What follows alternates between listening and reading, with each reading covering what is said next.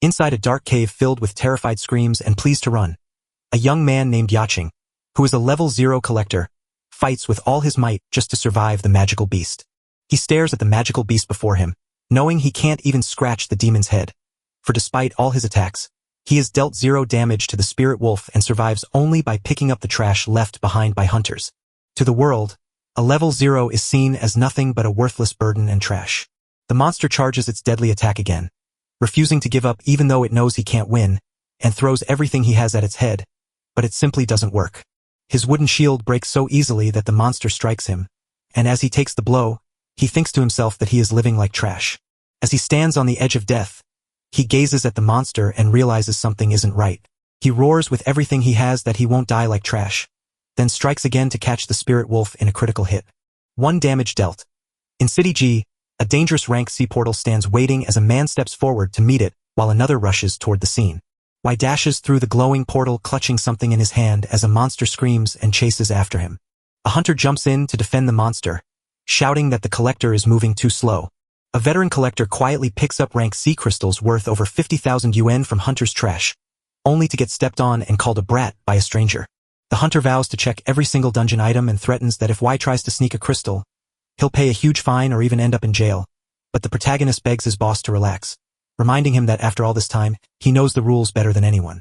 Usually, the collector's dangerous work is left to level 0, because if the combat team can't stop the monsters, those lives are in immediate trouble, making it a true job that is worth a life. After getting paid 300 yen for the dungeon run, the protagonist sighs because he still owes over 670,000 yen and knows he has to work a lot harder to pay it off. Suddenly, one of the collectors calls Y and offers a huge job with a massive 31,000 commission. But when Y asks if it's really only 3,000, they realize how incredibly high that amount is. His partner mentions that Ya always needs money, so Ya quickly agrees to join the group and says he'll apply right away. On the bus, folks kept asking if Shenfeng's public mall was really that famous Abyss Republic they'd seen in the news. They say the mission is rank A, which means the rewards are huge, but several groups have already been wiped out with no survivors, so when a worker wonders if this is just another subcontract job, they confirm that it probably is.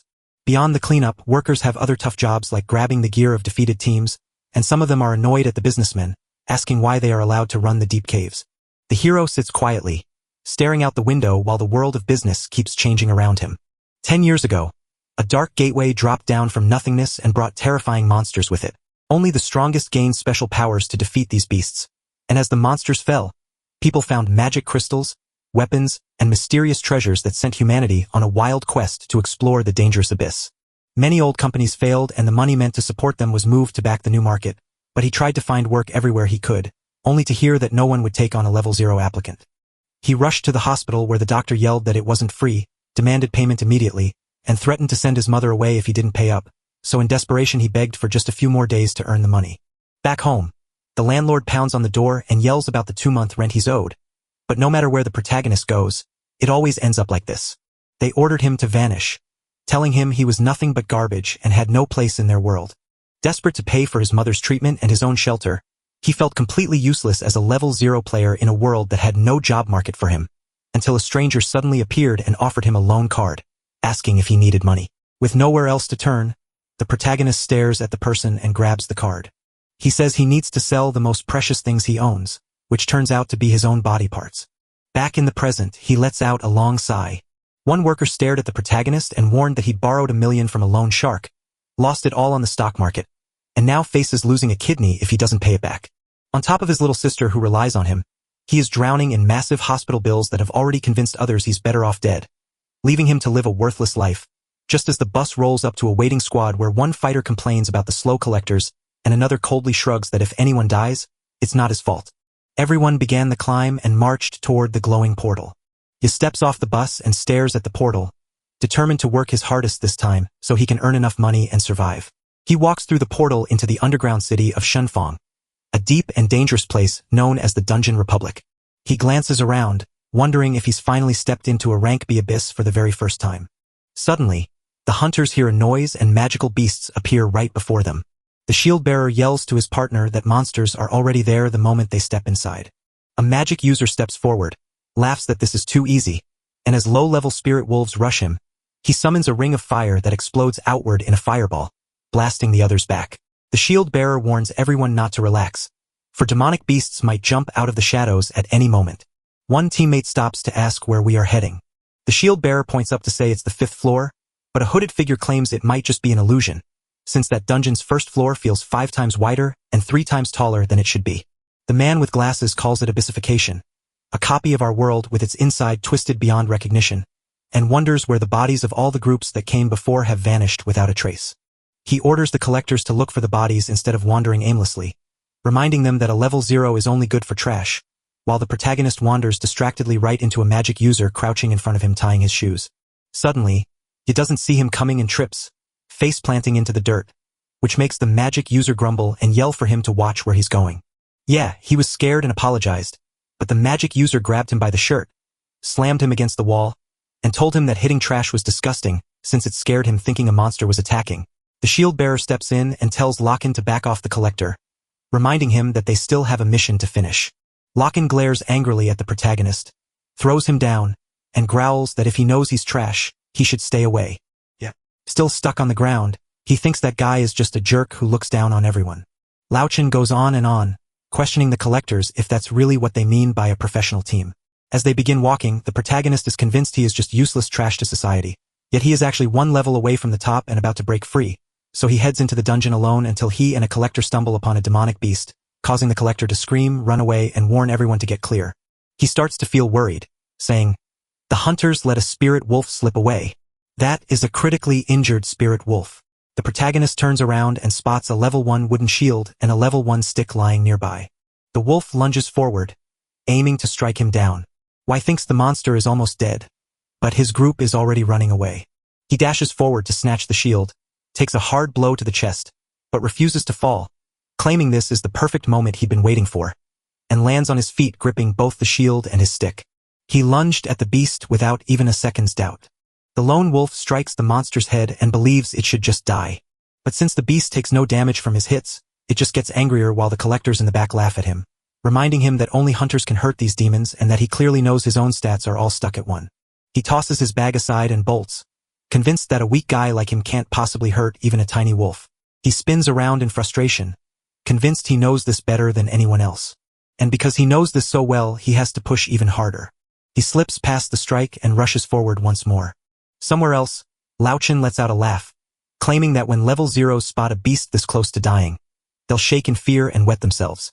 The shield bearer claims they could fill their pockets just by killing a few monsters, but those trash-like creatures can't even scratch a demonic beast, which explains why they are far worse than garbage. He suggests keeping the best stuff for himself while sending the collectors to pick up the rest and clean up the mess. A hooded figure warns the boss that another beast seems to have escaped nearby.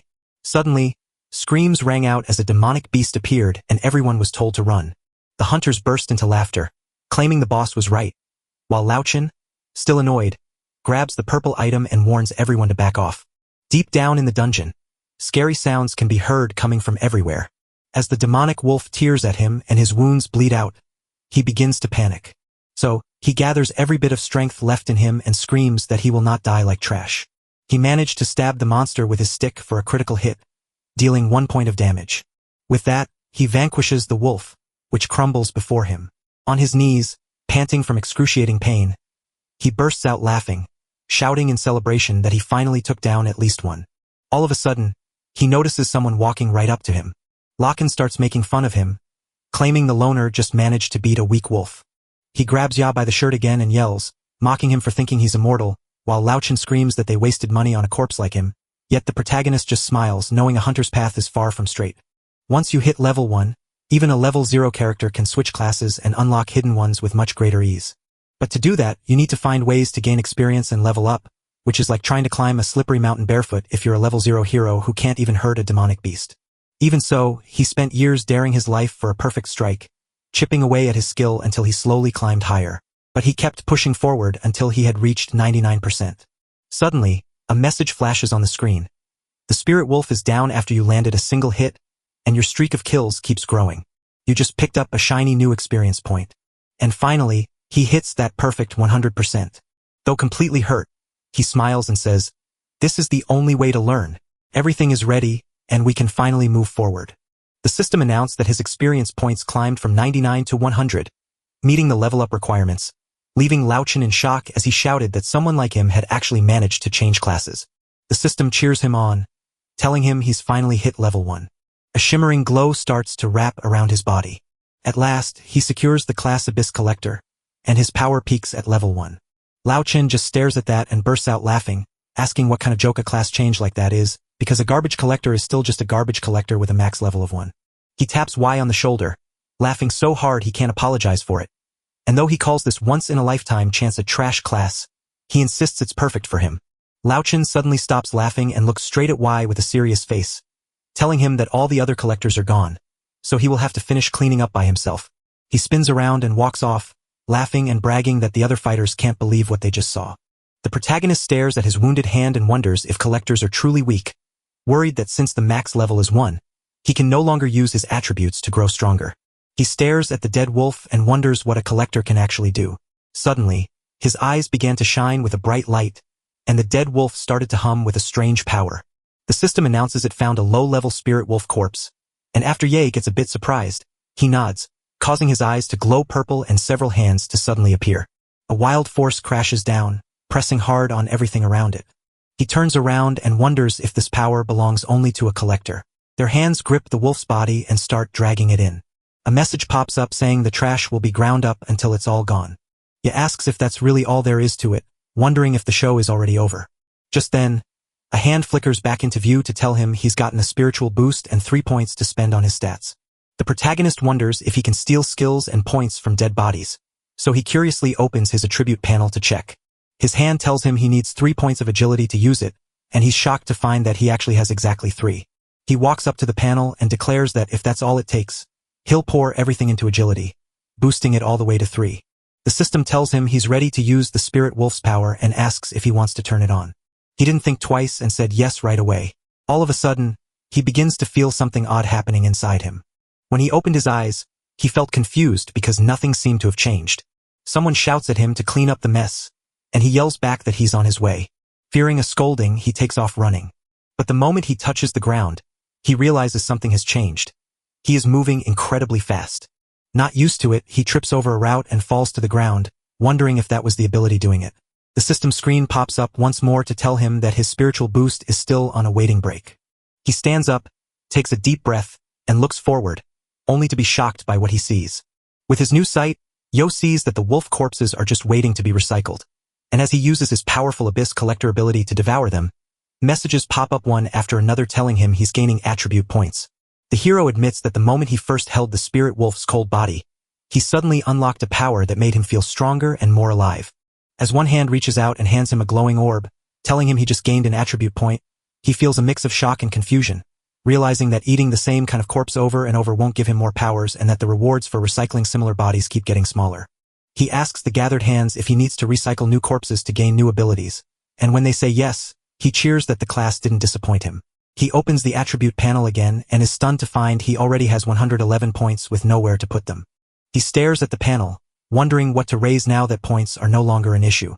Yes, beaming with a smile, says it's best to share the points out evenly. So he starts to grow stronger in every single way at the same time. By the time it was all over, Yang's stats were perfect with a level 1 Abyss Collector class and every single attribute: strength, agility, intelligence, willpower, constitution, and luck, locked at 20. Meanwhile, the hunters kept fighting, shouting that only 2 monsters were left. After crushing them, the shield bearer turned to Lao Chen to ask if he was serious about that collector having switched classes, wondering if it was a hidden class missing from his usual list. Another member says it hardly matters since the list grows every year with new classes, yet the truly valuable ones stay the same, making these so-called hidden classes little more than a joke. Lao Chen points out that since the hero's level can't go above 1, he must be an F-rank warrior, just a tiny bit stronger than a 0 level, so there's hardly any difference at all. The group leader tells us to leave it alone, keep moving forward, and stay sharp at all times. They march on until they finally reach the top. But the moment they look ahead, they are completely shocked to see a pitch-black monster standing right in front of them. The leader shouts that they've found the captain and his hunting team, but the girl looks confused because there's just a pile of them, not even on the 5th floor of that shopping mall. The man with glasses steps up to a body and notes that even though the abyssification hasn't lasted 48 hours, the corpses are already bone-dry, meaning their life force was likely stolen by magic. The woman reminds him they've only faced weak spirit wolves so far, so it's bizarre that the strong B-rank team was wiped out. And then as a creepy sound fills the air, the leader spins around in shock to see monsters popping out of nowhere, while on the TV news, a warning flashes that a new B-rank abyssification at Shinfang Public Mall has already claimed 217 people. Back inside, the leader screams in terror, ordering everyone to run right away because they've been ambushed. Lane ignited his flame and shouted how strange it was that the previous hunting team's bodies were missing, only for them to realize the entire group was stacked in a massive pile of corpses, while their leader explained that the weak beasts they fought were just traps to lure them deeper into the dungeon. While they fight off the first wave of attacks, they start noticing something much larger beginning to move. The leader stares at the voice and says it is the true spirit of the dungeon speaking. It's a carnivorous plant from the abyss. Loud Chin screams for everyone to look up as the hunters they thought were dead suddenly come back to life and start attacking. Even as everything else unfolds, the main character keeps reusing the bodies of the weak spirit wolves. After recycling several bodies, a screen suddenly appears telling him he's hit the novice collector milestone for turning 50 corpses into dust, and he bursts out laughing because he finally unlocked an achievement. The system tells him he's getting the rewards below, which cheers him up since he didn't expect anything at all. He gets a plain heart collector and a simple dagger as his reward. He's super bummed out because even though the dagger works, the rewards are terrible. While he is looking at his prizes, suddenly a huge noise starts to ring in his ears. He lifts his eyes to see if something is heading straight for him. Screams grow louder as a zombie charges to attack, terrifying him, but he dodges the first hit and backs away. The system confirms that he passed the agility check by using a flashy move to dodge successfully. He screamed that the monster was so scary he thought he was going to die. He starts checking himself out and realizes he's way faster and smoother, guessing that the points he spent made all the difference. He tightens his fist and grins, sure he's finally grown strong, but the monster lunges right back at him before he can even move. Just as he's about to take a hit, his body reacts so fast that he dodges the next attack. He steps back and realizes his new strength is just as amazing as his quickness. Feeling strong, he taps into his special power, dashes forward to strike, and whispers that this time, he is the hunter, not the one being hunted. He throws a hard punch that sends the monster flying, shouting that this time he won't just be tickling his enemies. The system showed up again to say that you passed a new strength check, broke through the target's defense, and doubled your physical damage. The monster lets out a deep groan and shakes with pain. Y starts to grin and explains that this new version is far better than the old one. Suddenly, the screen pops up again, letting him know that his 20 points of intelligence have supercharged his perception, so he can now spot hidden traps and weak spots in his enemies instantly. The monster shifts back into motion, and now Y uses his new power to see that its life force is parasitic, while its burning point is its neck and its fatal weakness is fire. The monster roars again and dashes forward, but this time it doesn't run away. She charges right at it. The monster goes all out, but the hero slips underneath and slashes its neck with a dagger he summons just in time. The system let him know the dagger's luck check was successful, activating a bleeding effect on the target. Yes. He steps back and realizes he has sliced straight through the root on the monster's neck. The system lets him know he finally ended the mind-controlled human. A purple liquid starts to vanish from his hand, turning into smoke. The system tells us he passed the constitution check and successfully held back the poison's grip. The liquid just begins to vanish from his body. He stares at his dagger with a grin, thrilled that his first solo kill was a total success. His special power spots the mind-controlled person right away and declares that this one can be recycled, too. She asks if he really wants to do it. He nods in agreement and dives in, his skill tearing the corpse apart until the system confirms the human is fully recycled and grants him a new passive power called Toxic Evolution. His new talent can undo poison and swap its harm for a useful bonus, but it demands a constitution score of 15 to work. Seeing this, he asks if he can now treat spoiled potions like normal ones, and the system confirms he has gained a new ability called Toxic Evolution while also giving him 5 extra points and letting him destroy the bad potion. The system screams that it's deadly poison, but he checks his skill card and realizes his new evolution can turn that death into something amazing. Thinking about it, he takes a sip of the deadly poison just to see what happens.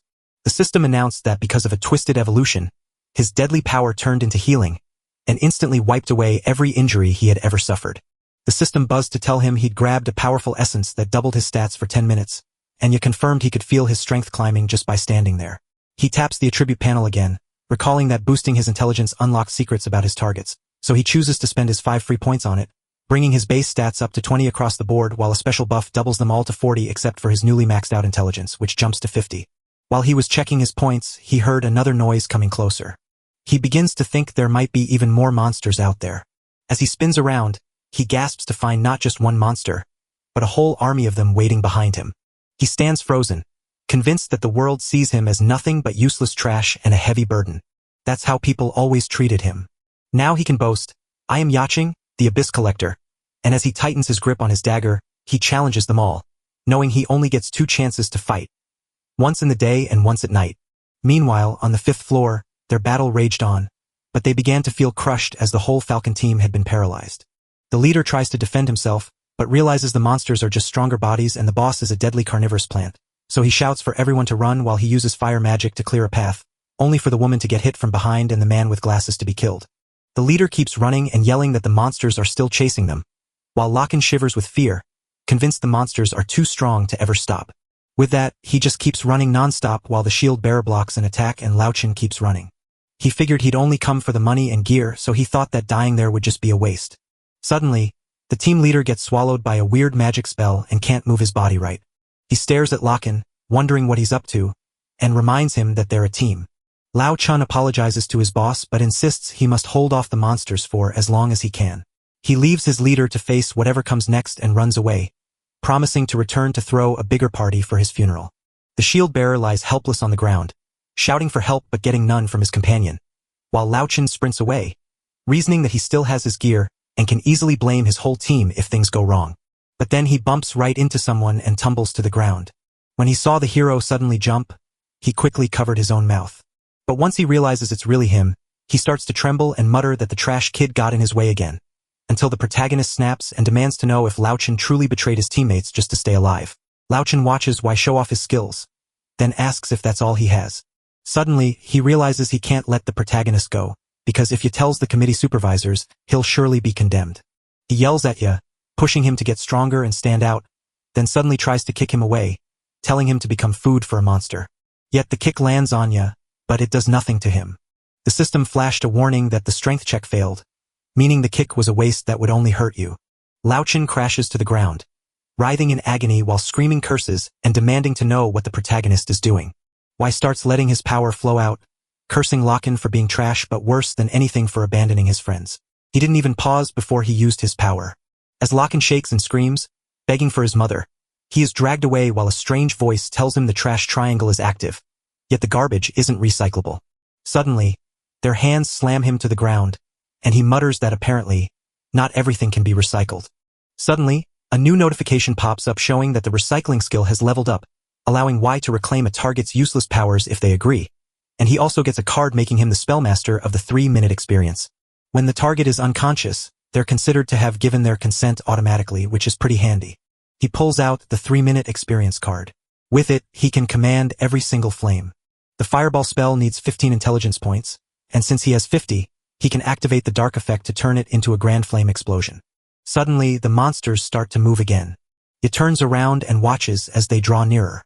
He starts figuring out how to use the fireball skill and tries to remember exactly how Lao Chun did it last time. When he pulls the trigger, it unleashes a blast so powerful it shakes the ground. A blinding flash engulfs the entire floor, instantly tearing the monsters before him apart. He snaps at himself for not having time to recycle those bodies and begs them not to turn into smoke so easily, but another monster sneaks up behind him from the top of the stairs. He senses someone is there and barely dodges at the very last second. He steps back to escape the opponent who keeps rushing forward and never lets him breathe, but none of their hits ever connect. Yay! He grabs his dagger again and starts fighting the monster on equal terms. He begins to worry that he hasn't learned any fighting skills yet. He glances back and spots the shield bearer's body, realizing this might be his chance. He told me the shield bearer would rather not rise from the dead thanks to that boss, so I'll help him get stronger instead. Using his power, he devours the shield bearer's entire body and claims the golden shield for himself. Right away, he raises his shield to block the enemy's charge, then spots an opening and lunges forward to slam the shield into the monster's head, ending the fight easily. He quickly apologizes to the paralyzed former hunter, explains he needs to recycle that body, and tells the former warrior to rest in peace. After taking in the old hunter's body, he gets a demon card for a dagger, letting him strike like a deadly assassin with a fast series of stabbing attacks. He swiftly slides the card in, unlocking a brand new power. As soon as he takes it in, he finds the dagger bending easily in his grip. A tale is told of a brutal fight, where the committee says the hero must find the Falcon group and lead them out of the dungeon. The answer was a quick and certain yes. The committee declared that if they don't find the bodies, the mission is a failure with no pay. So the fight went on, and with every passing moment, the hero grew stronger. By reusing those bodies, he surged forward faster and grew stronger and more agile, while becoming entirely immune to any mind control tricks. The storyteller admits he already knows he won't walk away with anything. The committee asks if he has found the remains of the Falcon group. He says yes, but explains that they have all been recycled. The committee questioned what he meant, and he explained that one person had dragged all the dead bodies and monsters down into the abyss. Inside the cold interrogation room, Lao Chun shakes with fear before the committee, who insist he is the only survivor and claim the person he speaks of never existed, especially since the body they found on the ground had dropped to level 1, something that has never happened before. Lao Chun screams in fury that his powers were stolen by that person, proving he is the trash collector, though nobody believes him. The committee believes the abyss's toxic energy might have recycled and spat out Lao Chun, causing his hallucinations, but Lao Chun screams that it's fake and insists the trash collector really did everything right at the entrance to the rank B abyss. In the end, the protagonist sold his magic crystals to black market dealers for just 30% of their worth because huge companies control the trade and make private sales illegal, leaving him with only enough money to pay off the debt he owed to dangerous people from the past. But luckily, nothing like that has happened since. He stares at his own hands, worried that using his recycling powers in front of others might get him reported to the supervisors. Not to mention that he woke up a truly weird class, so they might just lock him away for a whole year to run big experiments on him. The protagonist realizes he must make every possible dollar while he still has the freedom to do so. The group leader explains that since Abyss just appeared and the dangers are still unknown, everyone must be careful. So the rewards are doubled and only those with a B rank or higher can join the mission. He nervously asks the leader if someone like him would pass the test, only for the leader to immediately ask what rank he holds. The protagonist takes off his hood and claims to be a level 1 collector, only to be mocked by everyone as the leader slaps his hand and calls him trash for daring to think he belongs with anyone. Yet wants just that, because if everyone thinks he's weak and backs him away, he can secretly gather bodies and trash without anyone noticing. Suddenly, someone else showed up and told us it was time to go. People whisper that she is the daughter of a famous family that awakened a God-chosen class, and while the leader asks her if taking the protagonist will bring enough followers, others keep praising her as the rising star of the hunting group and the chosen of God, her name being Lu Xingren. The leader still hesitates, calling the kid a level 1 novice with no proof, but Xingren snaps that it doesn't matter because to him, everyone is just a number and equal to trash. The leader nods and says she's safe because her family owns the place. So her word is final, which makes you sigh with relief that he won't be kicked out again despite thinking he's been acting like trash before. Suddenly, Xingren stares at the protagonist in silence. He feels a chill, realizing he's seen her before from his time 2 years ago, when she was in trouble and her weapon had snapped. But he rushed in, hit the monster with a powerful blow that killed it instantly, and saved her life. Still shaking from what just happened, Xingren asks if he's really just a trash collector and how he managed to kill those demonic beasts. Suddenly, Yes bursts into celebration, shouting that he finally earned his first experience point after all his struggle. He turned to ask if she was all right, and Shunren admitted that while she'd heard the rumors, she never thought anyone would actually try to level up that way. She wonders if what he's doing is real and why he's doing it that way. The protagonist explains that the reason is plain to see. He needs cash. He bends down to grab the magic crystals while she stands up in shock, warning him that this dangerous method could cost him his life. But he ignores her fear because the monster just dropped so many crystals. He turns to her and asks what she truly knows, noting that people from her fancy background always think they're better than others and can't imagine how hard it is to live like them. He keeps working while claiming she ditched the group to go alone, wondering if she's really trying to waste her life charging at so many demons without hesitation or if she's just trying to prove something. She gets annoyed and says yes just to get stronger so she can be the first one to conquer that place. Yeah, she asks where he means, then shifts the topic to press him for his true reason for needing this class so badly. Without hesitation, the hero admits his family is his reason, saying he must get stronger just to keep them all safe. With a smile, she asks his name, and he introduces himself as Yaching. Still smiling, she introduces herself, wishes for his future success, and urges him to join her team once he graduates, so they can take on that place together. She reaches out her hand to him, but he feels confused because it is the first time anyone has treated him like a real person instead of just garbage. Despite her bragging about killing 30 monsters, he grabs her hand and seals the deal, warning her not to slow him down when things get tough, just as his friends arrive to scold him for getting close to such a dangerous girl. They snatch Xingren and drag her away, shouting that the president is furious and nearly destroyed everything, ignoring her pleas to wait. In the final moment, she tosses a crystal into the air and tells him to catch it as a reward for killing half a monster. Grinning as she asks if he remembers her name or if it's Liu Xingren. The leader bonks him on the head, screams that she's definitely Xingren, and tells him to stop staring and run through the portal right now. He tells her he'll try not to be a burden, and she just looks at him in silence. A few seconds later, she reassures everyone that it's okay and tells them to grab their gear so they can head in. As soon as everyone is ready, they start walking toward the edge of the abyss. He must bring himself back to life, remembering that his last escape from the abyss taught him how to wield a warrior's shield, fight like an assassin, and tap into a berserker's fury. But the real prize was finally unlocking his boss-level skill, super regeneration for his man-eating plants. Because he splits his 100 points evenly among strength, agility, intelligence, willpower, luck, and constitution thanks to cleaning up the last abyss alone, he ends up with no weaknesses in any career choice, but he starts wondering what level is needed just to match his 100 points. He uses his sharp eyes and keen observation skills to see everything. As they walk, he notices the man ahead has strength of only 12 and intelligence of just 1, making him about 12 times stronger than a normal person, but since his own strength is already 100, he realizes he is vastly more powerful than even this impressive warrior. The entire group turns around as their leader asks if it was just a small earthquake or something more. Truth be told, it was a trap, but Yi held the line with just one arm, pushing the wall back to save someone from being crushed, all the while noting that the underground space was dangerously unstable. Just as you relax, a stranger bursts in shouting about a chest they found, distracting everyone and saving you from being spotted. When they reach the chest, the leader calls it total crap because they have no assassins to tackle or rank a mission. The hero lifts his hand and claims he can open it, but the whole group is confused because a level 1 person should not be able to do that. He steps forward, opens the chest with ease, and leaves everyone standing there in shock. He acts like picking that lock is as easy as eating, shocking his group since the leader insists such skill belongs only to elite assassins. But Ye explains that level 1 collectors can learn these tricks naturally by rummaging through trash and finding open chests. The leader realizes what's going on and promises to split the items after the mission, telling everyone to keep moving, and while the group agrees, they suddenly hear a tiny sound. Ye quietly asks the woman beside him to stop and wait, because he thinks something is coming up ahead. He tosses a rock to shift the walls, triggers a trap to avoid disaster, and while the woman doubts his low level, he brushes it off as just luck, though his knack for finding hidden dangers during trash runs actually earned him a special skill that even Xingren, listening in nearby, now understands. But she stayed quiet, not saying a word. All 3 group members finally accept the explanation and say they get it. The system announced that the deception check succeeded, making the target easy to sway, and the protagonist started wondering if that was the result of having 100 intelligence points. The leader finally treats him with a bit more respect, handing over a simple one-handed mace he can use right away as a reward, but Y realizes the others still think very little of him.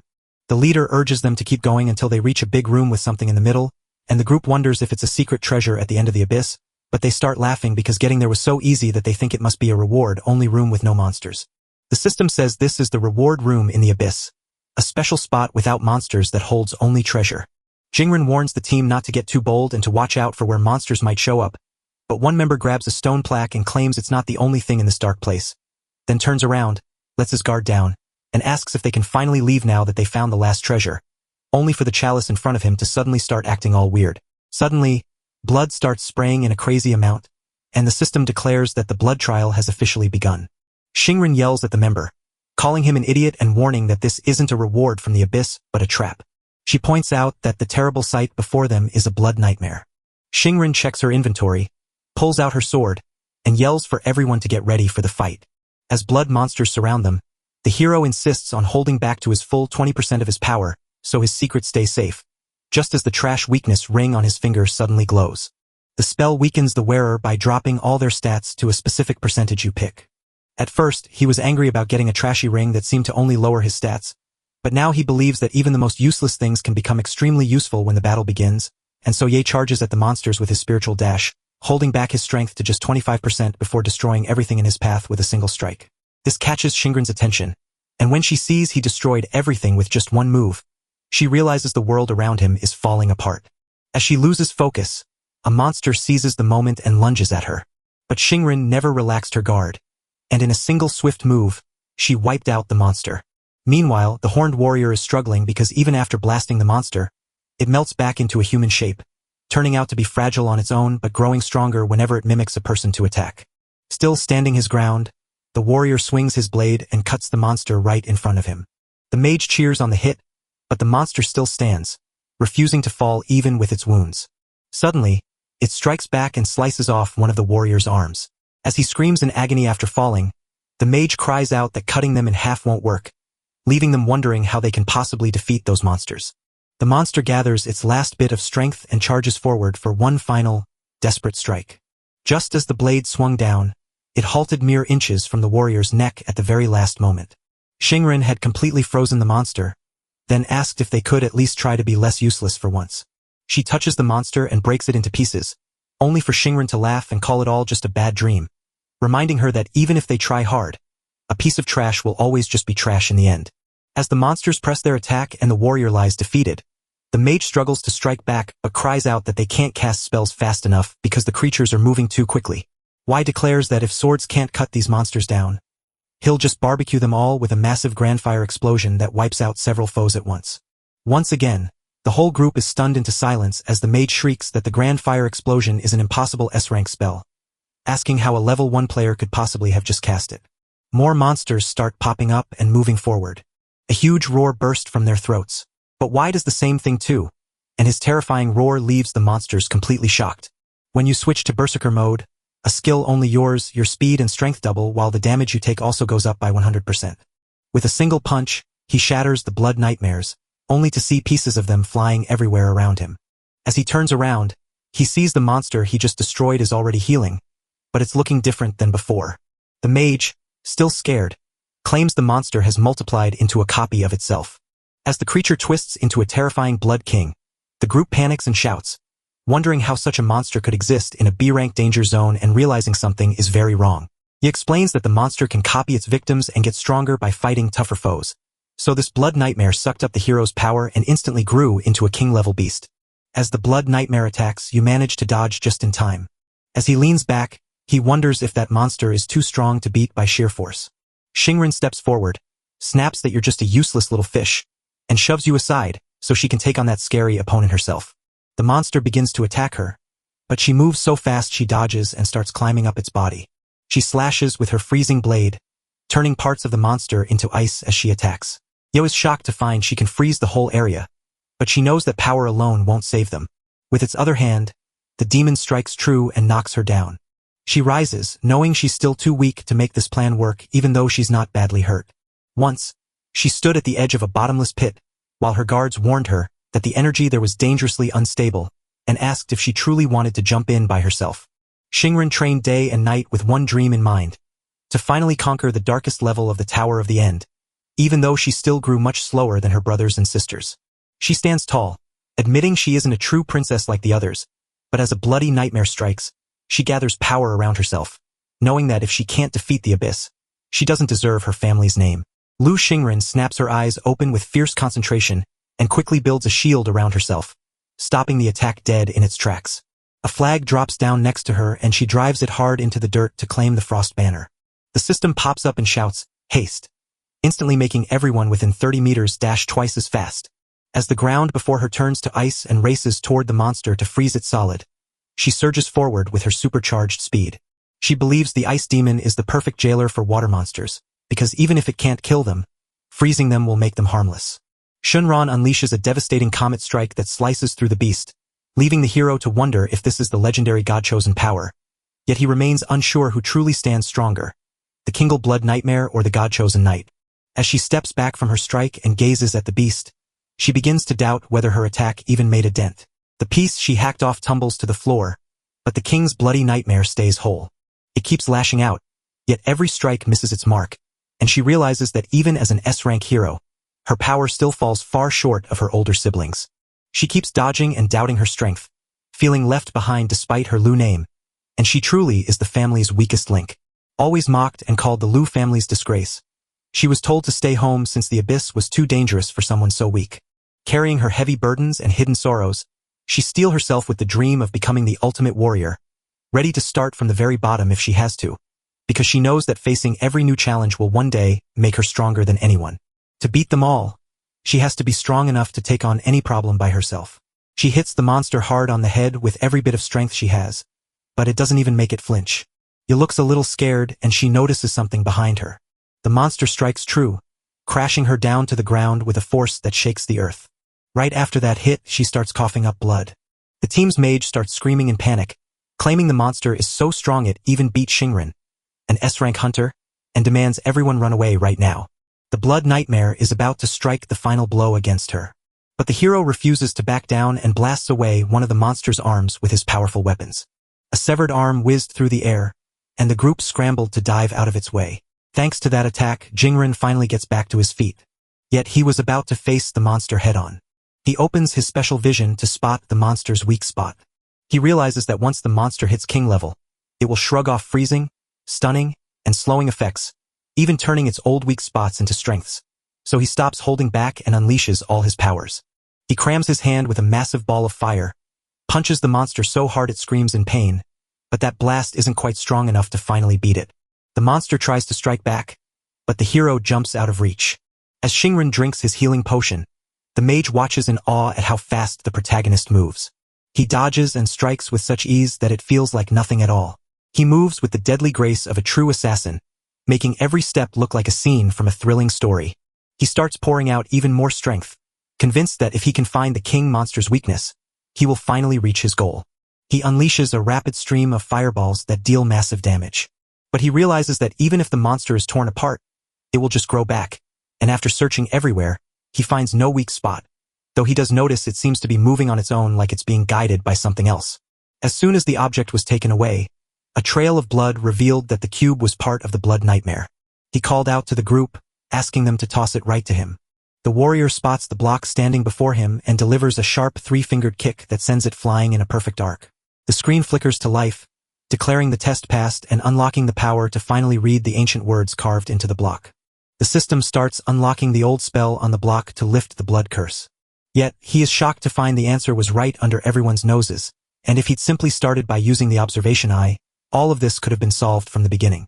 The monster snatches the floating plaque, stuffs it in its mouth, becomes unstoppable, leaves the team confused about why it's still moving, and the hero admits his own carelessness caused the trouble. Now the monster is invincible and cannot be defeated. Jingren walks up to him and wonders if they've met before, since his voice sounded so familiar when she first heard it outside the dungeon. He looks shocked and asks if she really doesn't remember him, so he tells her about meeting her in the abyss 2 years ago as the trash collector who took her first experience point. She brings up the 29.5 points she earned from that monster, reminding him that he's the brat who stole her half point. Jingren remembers now but can't recall his name, so after making a few awkward guesses that make him shy, he finally tells her his name is Yaching. She feels a mix of surprise and joy because she never thought he could succeed just by working hard. He nods to show he agrees with her and tells her he has officially become a level 1 collector. Jingren felt a mix of shock and pride, realizing that by constantly risking his life for experience, he had slowly gathered enough power to become incredibly strong. He asks why she is staring at him like that. She beams and whispers that saying it out loud feels a bit silly. She taps her sword on the ground again, commanding the block to circle the blood nightmare's body so her ice demon can freeze it briefly, and Jingren urges the protagonist to use that short window to find the block. Yes, he smiled and said he expected that, because no matter who you are, there will always be moments when you can't face a challenge alone. He grinned with a brave heart, telling her to take this as a half reward and promising they'd team up to beat the monster. She grins and bumps her hand against his, joking that he'd better not try to hold her back. The rest of the group shouts at them to hold off, begging to jump into the fight even if they can't do much, promising to throw everything they have into the battle. He smiles and says it's fine, so they'll do it all together and makes sure they'll definitely all make it out alive.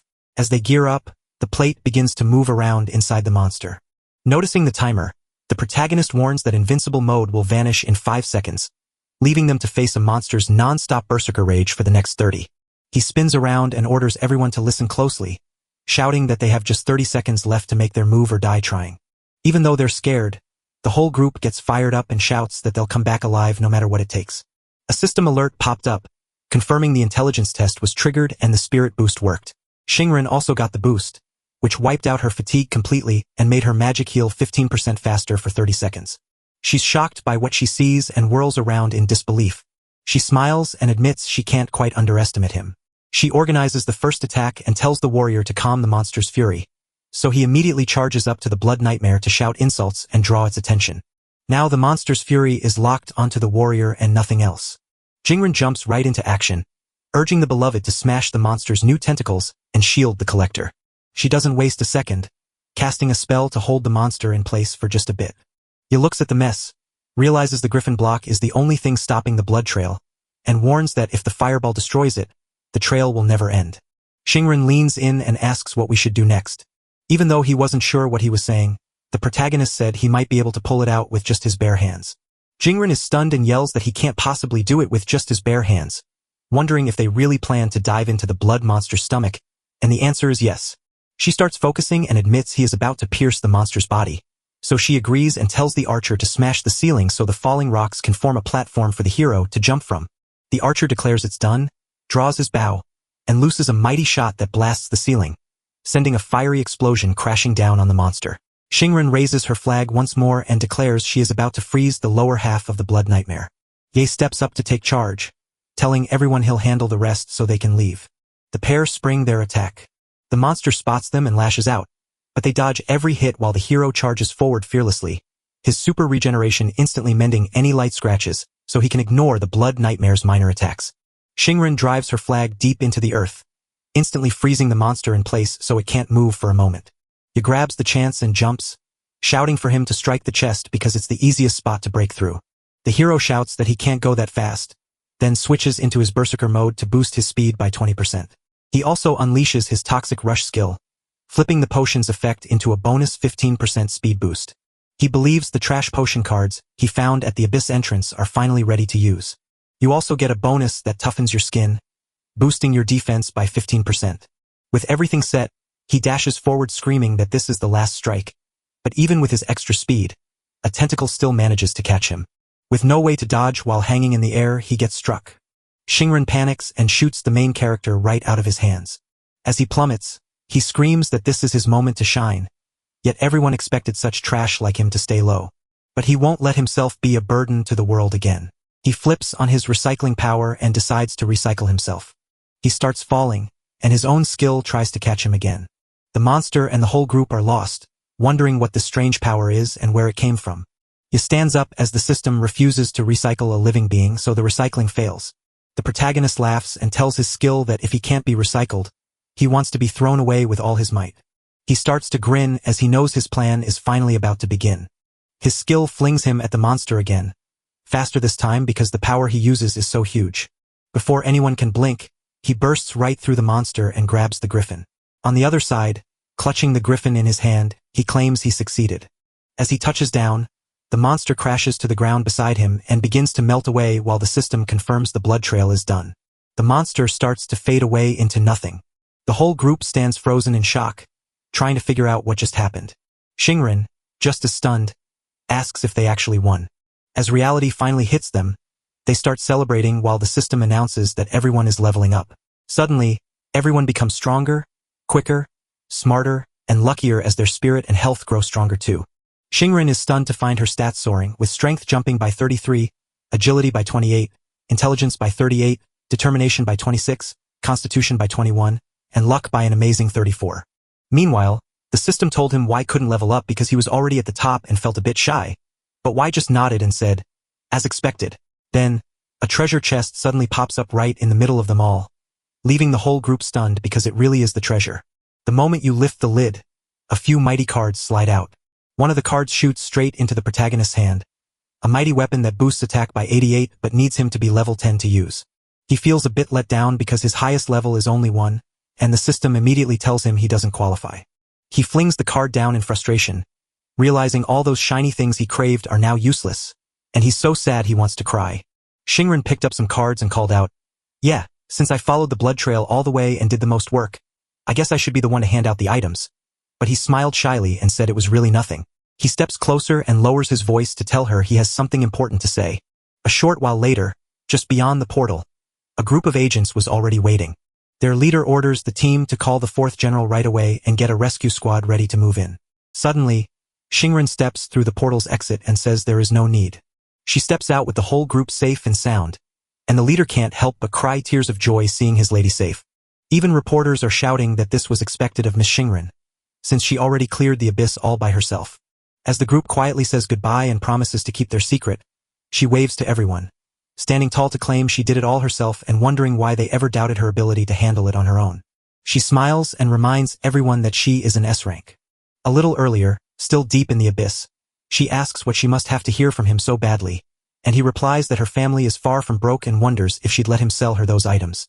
He offers a discount of 500 magic crystals, and she instantly agrees to it without a second thought, insisting it's no trouble at all. But he adds one last request.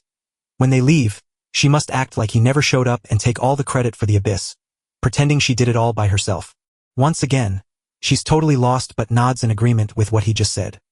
He turns to say his goodbyes, promising to slip away quietly later, and Shinran agrees but feels uneasy, wondering if he's trying to trap her into owing him a favor. Once everyone has left the abyss and everything is quiet, he takes the griffin and sits alone on the ground. He reaches out his hand, feeling for what's there. As a tiny piece of the blood nightmare emerges, he smiles, leans down, and tells the little nightmare that even someone as weak as him refuses to be trash or let others make his choices, so he offers the nightmare a chance to become part of his strength. He uses his skill to trap the blood-filled nightmare, and right then, a message pops up.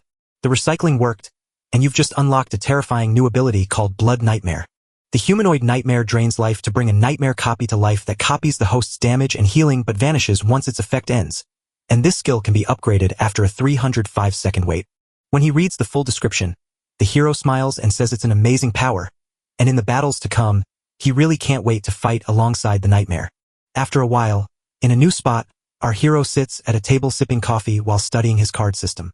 He realizes that giving those rare items to Shinran might be wise, but handing them to a mysterious collector would surely get noticed by the supervisors.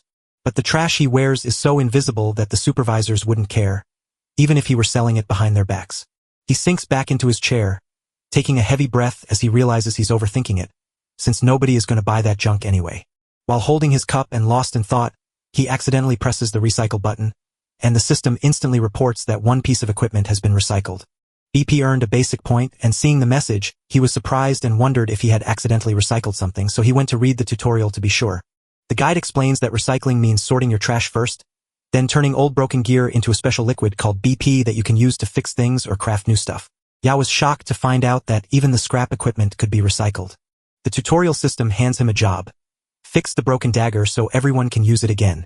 Confused about whether he truly needs to finish the job, he follows the tutorial's hints to learn that fixing the common dagger costs 5 BP, only to realize the blade is nearly broken at just 33% durability left after his recent boss fight. He explains that even after recycling those accidental weapons, he still needs 4 more to fix his ordinary dagger, so he starts gathering and recycling trash weapons until he has enough. However, he receives a surprise, because the weapon wasn't just fixed, but its toughness and power both went up by 1 point, proving that even a worthless item can get better with constant use and repair. He smiles and explains that fixing up the worn-out gear is the key to getting better. The system cheers for finishing the tutorial and asks him to pick a reward, a special potion that instantly fixes his energy and wipes out his tiredness, or a random boost to one of his stats +2. He pauses to realize he has plenty of points to spare, but fears the unknown depth of the abyss where many unprepared adventurers will run out of mana before reaching the boss and be forced to turn back. Because mana flasks are so vital for keeping a group alive, their worth is obvious to everyone. He chooses the potion, and the system congratulates him by saying he has learned item regeneration, though the card for his new flask is actually a blueprint for convenient magic potions. The main character can't help but wonder why this is just a blueprint. The system pops up again, telling us we need 6 BP and a random container to brew that convenient magic potion. Ye figured regenerating an item needed BP, but he was totally shocked when they told him you also need a random container. He lifts his hand to flag down the attendant and asks if he can get a small container. The attendant slides 3 disposable cups across the counter, and with everything he needs in hand, he gets started on making the drinks. Before long, he recycles all the waste and begins the next phase of renewal, only to be shocked by a tiny, focused mini-me inside his own body that knows exactly how to do everything perfectly. He grabs the attendant's attention while they talk to themselves at the table, completely confused by his strange actions. A few minutes pass until every cup is finally full of the magical potions. He grabs one of the cups and remarks, "That's exactly what you'd expect from a recycled item. It's a little strange, but still perfectly usable." As he downed the drink, a system message popped up saying he gained Magic Potion X5, but he immediately started feeling sick and yelled that it tasted like rotten juice. But right away, he feels his body change as the system shouts that his mana is back and his tiredness is gone, and he can't believe how amazing it feels to be fully restored and refreshed. He tucks the potion cups away in his bag, walks out of the shop, and feels ready to tackle another abyss that same day. The moment he steps out of the shop, 2 men are waiting for him, and one of them, who is bald, asks if he is yachting. Feeling a bit spooked, he decides to say nothing. The man who asked for my name says it's been only a few days, and his aura has already changed completely. The bald man touches his shoulder and smiles, joking about finding treasure while collecting trash, then points out he's been hunting for you and almost called it a day on your disappearance. He says he paid off his debts with interest, so he told the man to leave him alone. The bald man asks everyone to go, blows out his cigarette in the protagonist's drink, and hugs him while asking if he really thinks that's all there is to life. He points out that even if he had paid the bills, his work contract is still active, and adds that the protagonist shouldn't forget that a trash collector should live like a trash collector. The man's anger boils over as he shouts that the other guy acts like he's better than everyone else, then smashes the protagonist's drink onto the floor while screaming that the bald man's precious brown sugar pearls are ruined, and the crowd around them yells that a level 0 just knocked over a rank be awakened and asks if he knows what happens next. The henchman stepped up, declaring that they had always hated looking at him. Glancing at the camera, the protagonist realizes that normal people can't use their powers outside the abyss unless they're special police, so he must find a blind spot to secretly activate his own recycling and regeneration abilities. The bald man suggests picking up the spilled milk tea pearls from the floor and eating them one by one, then laughs at the offer, calling it a rare chance to work in trash collection after she finishes licking up the mess. Already annoyed with the whole mess, Yes says no, and that's all the ball handler needs to hear before charging at him and demanding to know who he thinks he is. But just then, a figure so powerful draws near that the guy with the ball begins to shake in fear. That man is Rodrigo, the man they call Caesar, who leads the top-tier blood oath hunters. Caesar yanks the tie of the bald man and demands to know if he has rounded up enough people, while the trembling man admits he is almost done with only one person left to go. Caesar's patience wearing thin, he snaps and demands to know where the last one is. He whirls around and calls out to the protagonist, shouting that he's been hired. The man holding the ball told everyone that kid is nothing but a garbage collector. As the protagonist watches them, the ball player insists Caesar needs a self-defense expert and promises to find one immediately, but Caesar replies that since monsters turn vicious under the red moon, what he truly needs is a sacrifice, meaning the person's strength doesn't matter at all. When the red moon rises, the protagonist knows the abyss monsters go wild, rare beasts show up, rewards double, and magic crystals become pure and stronger. Seeing this amazing chance, he pauses for just a second before getting so excited that he immediately says he wants to jump right in. Caesar nods and says that's a great answer, telling the protagonist just how much he admires their determination. He gathers everyone in a flash. Then the protagonist hears a sudden shout. Locken stepped up behind him and whispered that it was him. Just as he opens his mouth to speak, Wai lunges forward and shouts at him to be quiet. Then, they jump into a fierce fight right in front of the crowd. The protagonist pulls him into a dark corner so they can speak without shouting. Lauchen, trembling with fear, screams that this isn't a dream and insists the guy before him is truly the one. While Ye explains that without borrowing everyone's power back then, they would all have perished in the abyss, and Lauchen is alive only because of him. Caesar steps out from behind the wall to ask if the two of them know each other, but the protagonist shakes their head and says no. Caesar turned around and said, "That answer makes perfect sense, because how could anyone who killed their own teammates possibly have real friends?" Ye asked Lauchen how he managed to escape. He screams that the committee once wanted to lock him up for 15 years, but he gave up everything to pay a huge fine and get free, blaming the protagonist for leaving him broke and at 0 levels, so now he's forced to start from nothing like trash while threatening to call the World Committee on the protagonist if he doesn't get his levels back. Wai starts letting his power flow, locks eyes with Lauchen, and dares him to tell a soul, warning that if he does, Lauchen will be turned into nothing but recycled trash. A while later, the trio reached the subway portal. When they arrive, a level 3 bard named Zhou Tong greets the hero and invites him to join their disposable crew, then asks what job the hero wants to take on. Wai introduces himself as Yaching, a level 1 collector, while Lauchen steps up to say he's a level 1 mage. Zhou Tong steps up and tells the hero that since everyone there is just a cheap soul willing to sell their life for cash, there's no point in mocking them because that kind of sacrifice is the only thing worth calling noble, and despite thinking the whole group is trash, he can see the one guy standing next to him is definitely going to stick with him. Zhou Tong keeps talking about introducing his 2 disposable teammates, who insist they need to pick a leader for their small squad, and he feels like the perfect choice since he's a level 3 bard. A level 2 healer named Lao Zhu tells Zhou Tong he's the highest level there is, so it's fine, while a level 3 warrior named Lao Jiang agrees. But then Caesar steps up to announce that besides the 6 main members of Blood Oath, there will be 5 temporary members joining them this time, which prompts a Blood Oath member to ask Caesar to keep his voice down about calling people disposables, since another member mocks the rest of the Awakened by saying, "Once disposable, always disposable," because these people are just used as bait to keep the main members safe. Caesar describes the abyss as a deadly maze full of traps, warning that the disposable team must rush through every room to find a way to the boss and get their report back to the main group. He bursts into laughter, opens the labyrinth, and tells them he doesn't expect anyone to fight, so if they meet a monster, just run. He also says that to split the money, at least one of them must live to claim all the rewards. The healer begins to cheer, and the warrior asks if he is all right. Lao Tzu says it doesn't matter because he can't quit with 4 daughters waiting for his dinner. So the warrior sighs at his sick wife's need for money and wonders why he'd take such a job otherwise. As the gateway swings wide open, Zhou Tong shouts for his one-time crew to step inside. Lao Yung glances at his companion, noting he looks like a newcomer, but the healer shrugs it off as usual and asks if there isn't always a rookie in the disposable field, only for the warrior to shake his head and say that wasn't what he meant. Instead, the newcomer seems incredibly relaxed, and this is the first time he's seen anyone so calm before stepping into such a dangerous place. The moment they step inside, they begin walking through the area, and their leader turns to ask if it seems odd that no monsters have shown up despite how far they've gone, only for Lao Chan to yell at him to stop jinxing them with such talk. Lao Tzu looks around and wonders why it suddenly got so cold, and the warrior nods in agreement before Zhou Tong shivers while walking, admitting he should have dressed warmer for the drop in temperature. But his distraction causes him to step on a trap and a giant blade falls toward him. The hero flicks his forehead, snapping himself out of the danger. But he grumbles that it hurt so much. He spins around to ask what just happened, but Lao Chin just scolds him for stepping on a trap, calling him an idiot, while Ye watches them all and wonders how their leader has managed to survive this long.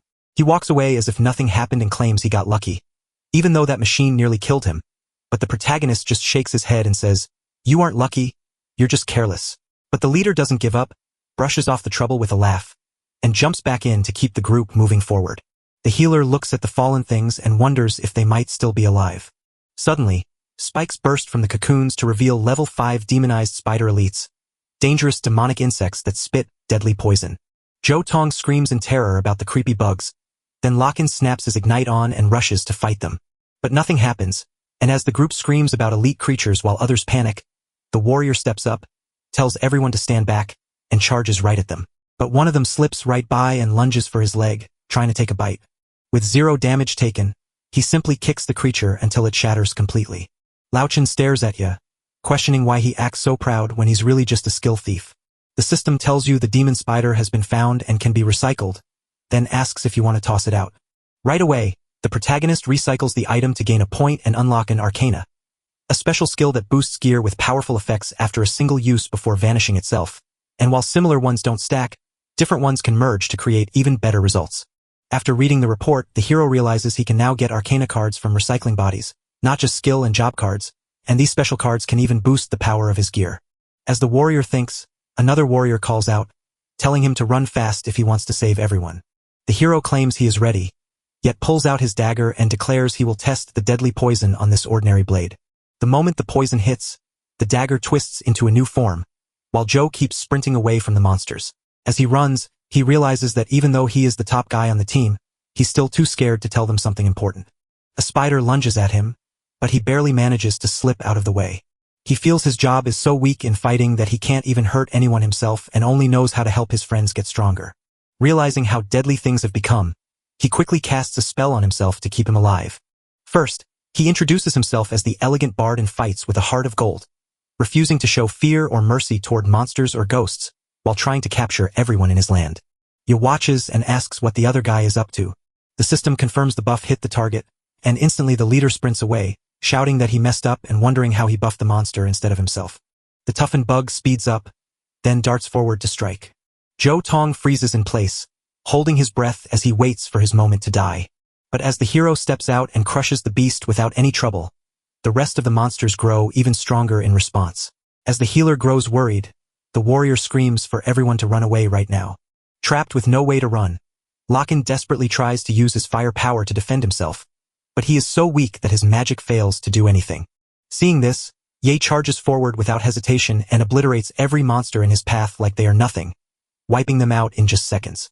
The team stares in shock and asks if their leader did it, and the warrior nods, admitting it was him because he moved so fast that they couldn't even see him wipe out all the monsters. While the healer and warrior praise their leader, Ye thinks that since the poison comes from the demonized spiders themselves, the spiders are immune to it, so instead of a deadly strike, the attack just deals ordinary physical damage. Joe is still confused and wonders if he really did defeat those spiders, since he only meant to use a buff to grease his feet. The protagonist watches the other monsters lurking farther back, realizing they are smart enough to hold their fire if they think he is unbeatable. That will make them turn and run, using that as their main way to escape. The monsters feel the hero's power, shake with fear, and run away instantly. And he said it was exactly what he had been expecting. Locken watches the monsters pull back in size that the first room is already terrifying, so he can't even guess what horrors are waiting around the next corner. Y starts thinking, realizes he has plenty of recycled annihilation poison cards, and decides to save one while turning the other 27 into basic power points. He puts his skill to the test to make it happen and wins 54 BP for his trouble. The leader tells us that since the monsters have run away, we can keep moving and asks Lao Chen to light the torch. Zhou Tong starts walking again, saying their mission is to explore and find the boss room, emphasizing they must be careful from here on and asking his team not to trigger any more traps, while the protagonist looks at him and asks if he's not just saying that to himself. But as Yen walks, he spots something right beside him. The system warns him that he's stumbled onto a hidden berserker zone. He believes the red moon is bringing new lands into existence. As he swims beside it, he starts to think about whether he should check out that hidden place. He calls forth a human-shaped nightmare that builds a copy of himself. He tells the copy to walk with the team for a bit and says he'll catch up later. The copy of the protagonist bolts toward the team, and the leader immediately asks where he just went. He warns that if anyone falls too far behind, they could simply vanish without anyone ever knowing they were gone. While Y was checking out the berserker zone, a sudden, piercing scream cut through the air. A huge monster was jammed up against the wall behind him, just like a trap. He turns to check what it is, but the monster strikes, and he uses lightning-fast reflexes to dodge the first blow and put some distance between himself and the creature. Two faces lock eyes as the beast rages on, dodging every strike and throwing back its own, only to find its blows bounce harmlessly off the monster's skin. He is shocked to find that its tough body makes it almost impossible to hurt. The huge spider strikes again, and with no time to run, the hero throws his arms up to block the blow. But the force is so powerful that it blasts him right against the wall.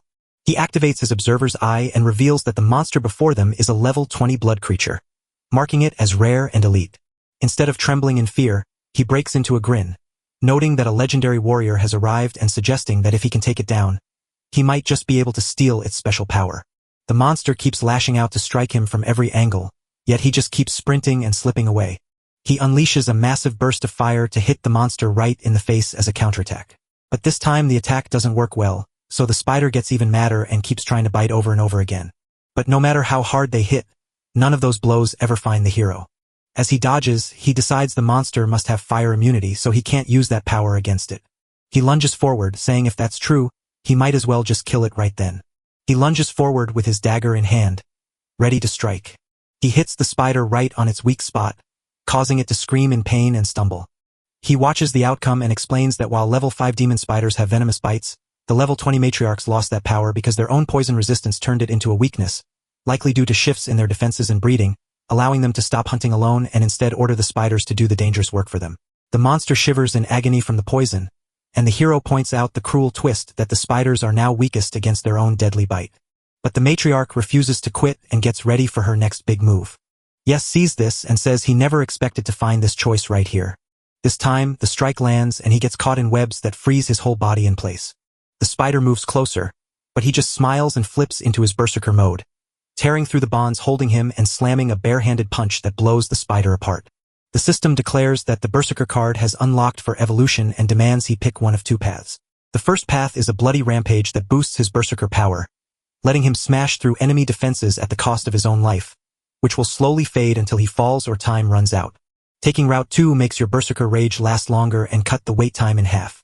He says most folks would pick Unshakable Fury as the safer bet, but he's been facing tough monsters like the matriarch spider he just beat. That's why if he picks the path of bloodshed, he'll surely make the berserker stronger, but taking lives always comes with a heavy price. He bursts into laughter and says the choice is clear. He'll go for the blood carnage because his existing regeneration will easily handle the side effects.